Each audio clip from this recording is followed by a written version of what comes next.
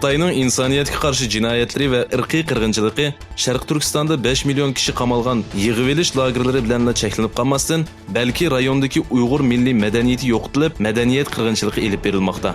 Eng yangi ushurlarga asoslanganda, Qo'tan shahrining markazidagi simvollik holga kelgan munorning yaqinda chiqib etilganligi haqida so'zlar o'ttirg'i chiqmoqda.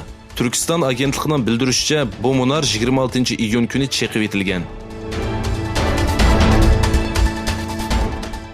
Xitoyning taklifi bilan Sharq Turkistondagi yig'ivelish lagerlarini ziyorat qilgan Malayziya diniy ishlar ministri Mujahid Yusuf Rava ommaviy taratqularda rasm yo'llab yig'ivelish lagerlarini maqtagandan keyin Malayziya xalqining qattiq noroziligiga uchirdi.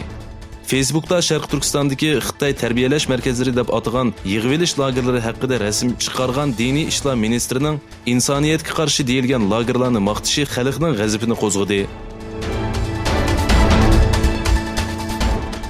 O'rta dengizdagi ko'chmanlar masalasi yana bir qatim Yevropa ittifoqi davlatlarini ixtilofga soldi. Italiya hukumatining tartibsiz ko'chmanlarga qarshi siyosati Fransiya va Germaniyaning ayblashiga uchirdi. Germaniyadagi hukumatsiz tashkilot Sea-Watch'ning o'ziga tava Gollandiya bayrog'i esilgan kemasi orqali O'rta dengizdan qutqizgan 53 ko'chmanning hammasi juma kuni quruqlikka chiqdi. Shuning bilan birga Germaniyalik ayol kapitan Carlota Roketaning nazarband ostiga elinishi dattalash paydo qildi. Fransiya ichki ishlar ministri Christopher Castaner hozirgi Italiya hukumati Yevropani yetarli hamkorlashmaslik bilan ayblab, Yevropalik ittifoqdoshlari bilan kengashmasdan hal qilish yo'llarini izlamoqda. Portlarning taqib etilishi dengiz huquqiga daxli ta'arruz qilganlikdir dedi. Amerika prezidenti Donald Trump bilan Shimoliy Koreya rahbari Kim Jong-un Shimoliy va Janubiy Koreya orasidagi harbiysizlashtirilgan rayonda uchrashdi. Trump chegaraga yetib kelib bir necha minutdan keyin Kim Jong-un rayonga keldi va ikkalan bu joyda uchrashdi.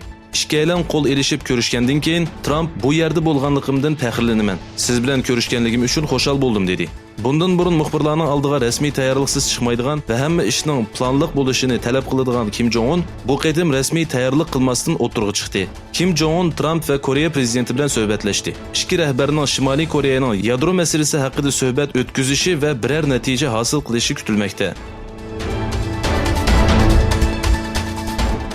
Rossiya Davlatlik Mudofaa boshqarish markazi Amerika urush paraxoti USS Korneyning 29-iyun Moskva vaqti bo'yicha 7 dan 20 minut o'tganda Qora dengizga kirganligini e'lon qildi. Bayonotda Amerikaga tava Arleik Barke tipli qo'g'lig'uchi paraxotning Qora dengizga kirgandan boshlab Rossiya dengiz armiyasi tomonidan nazorat qilinganligi ta'kidlandi. Shundaqla Amerika urush paraxotlarining bu yil 5-qitim Qora dengizga kirganligi bildirildi.